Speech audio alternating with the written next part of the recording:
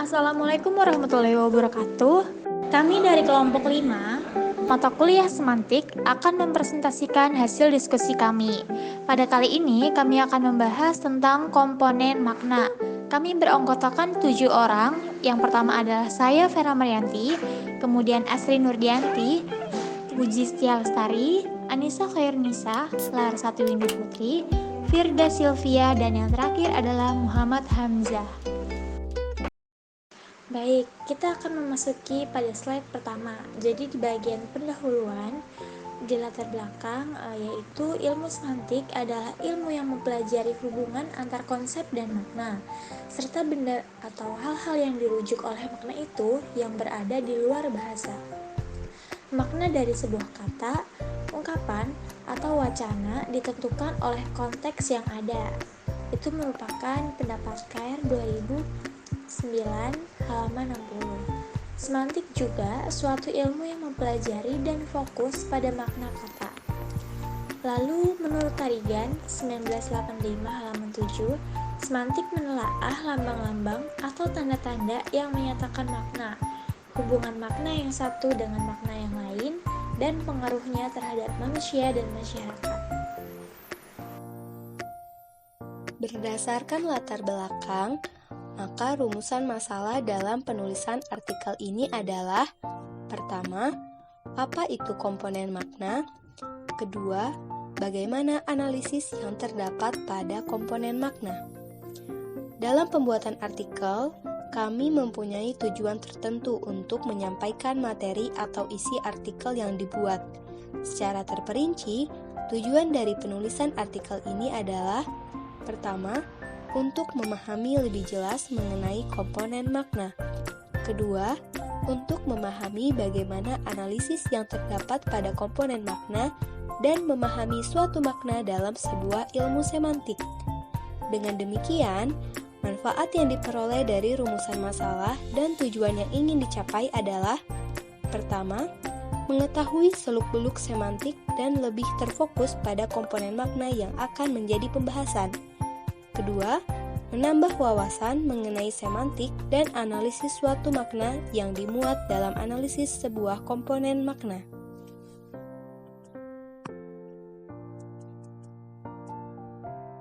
Saya Puji Setia Lestari dengan nomor NPM 19 10 63 10 831 akan menjelaskan mengenai hakikat komponen makna. Pengertian komponen makna.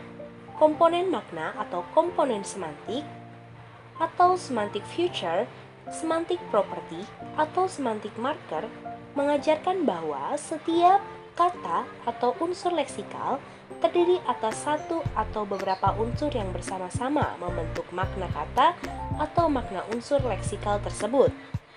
Menurut Khair 2009, analisis ini mengandalkan setiap unsur leksikal memiliki atau tidak memiliki suatu ciri yang membedakannya dengan unsur lain. Dengan demikian, dapat disimpulkan bahwa setiap kata atau leksem memiliki komponen makna yang memiliki ciri yang berbeda-beda. Oleh karena itu, melakukan analisis terhadap suatu komponen kata perlu dilakukan guna sebagai upaya untuk memahami makna kata agar tidak menimbulkan penafsiran yang berbeda-beda. Baik, pada slide ini jadi terdapat bahasan tentang manfaat analisis komponen makna.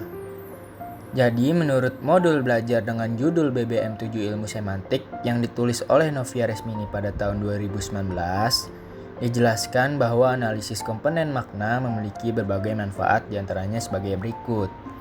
Yang pertama, untuk mencari perbedaan dari bentuk-bentuk yang bersinonim. Misalnya, kata ayah dan bapak adalah dua kata yang bersinonim.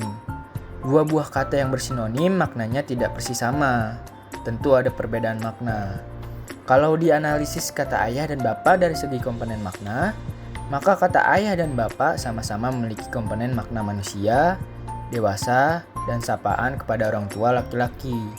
Bedanya, kata ayah tidak memiliki komponen sapaan kepada orang yang dihormati. Sedangkan kata bapak memiliki komponen makna sapaan kepada orang yang dihormati. Sehingga antara kata ayah dan bapak memiliki beda makna yang hakiki yang menyebabkan keduanya tidak dapat dipertukarkan. Yang kedua, berguna untuk membuat prediksi makna-makna gramatikal afiksasi, reduplikasi, dan komposisi. Misalnya, dalam proses afiksasi dengan prefiksme pada nomina yang memiliki komponen makna alat, akan mempunyai makna gramatikal melakukan tindakan dengan alat dalam kata dasarnya, seperti pada kata menggergaji, memahat, menombak, mengail, dan sebagainya. Proses afiksasi dengan prefiksme terhadap nomina yang memiliki komponen makna sifat atau ciri khas akan mempunyai makna gramatikal menjadi atau berbuat seperti yang disebut pada kata dasarnya, seperti pada kata membeo, mematung, membaja, membatu, dan sebagainya. Proses afiksasi dengan prefiksme pada nomina yang memiliki komponen makna hasil olahan akan mempunyai makna gramatikal membuat yang disebut kata dasarnya, seperti pada kata menyate, menggulai, menyambal, dan sebagainya.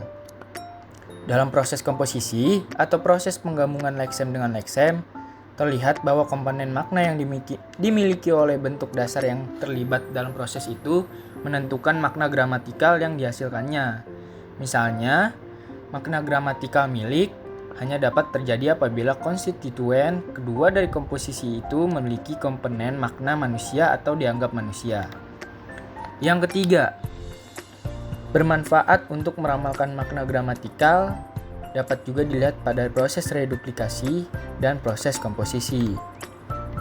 Nah, jadi dalam proses reduplikasi ini yang terjadi pada dasar verba yang memiliki komponen makna sesaat dapat memberi makna gramatikal berulang-ulang, seperti pada kata memotong-motong, memukul-mukul, menendang-nendang, dan sebagainya. Pada verba yang memiliki komponen makna bersaat akan memberi makna gramatikal dilakukan tanpa tujuan, seperti pada kata membaca-membaca, mandi-mandi, duduk-duduk, dan sebagainya. Saya Sri Nurdianti dengan nomor NPM 191063108006 akan melanjutkan materi mengenai analisis komponen makna. Analisis di sini terdapat 3 bagian. Yang pertama, ada pasangan kata yang salah satu daripadanya lebih bersifat netral atau umum dan bersifat khusus. Misalnya pasangan kata mahasiswa dan mahasiswi. Kata mahasiswa lebih bersifat umum karena dapat termasuk pria dan wanita. Sebaliknya, kata mahasiswi atau lebih bersifat khusus karena hanya mengenai wanita. Lalu yang kedua, ada kata atau unsur leksikal yang sukar dicari pasangannya. Contohnya, kata-kata yang berkenaan dengan warna-warna. Orang Inggris jika ditanya tentang warna darah akan menyebutkan red atau yang artinya merah. Dan kalau ditanya warna matahari terbenam, ada yang mengatakan red atau oranye. Kiranya warna red dan oranye saling berkesinambungan dan ada sebagian yang saling bertumpang tindih. Lalu yang ketiga, sukar mengatur ciri-ciri semantik itu secara bertingkat, mana yang lebih bersifat umum dan bersifat khusus, umpamanya ciri jantan dan dewasa. Dari kedua-keduanya bisa dikatakan bersifat umum, sebab tidak ada alasan bagi kita untuk menyebutkan ciri jantan lebih bersifat umum daripada dewasa, atau juga sebaliknya. Sekian materi yang dapat kelompok kami sampaikan. Mohon maaf apabila terdapat kesalahan dalam pengucapan, dan semoga video kali ini dapat bermanfaat bagi kita semua. Terima kasih atas perhatiannya. Wabillahi taufiq wal hidayah. Wassalamualaikum warahmatullahi wabarakatuh.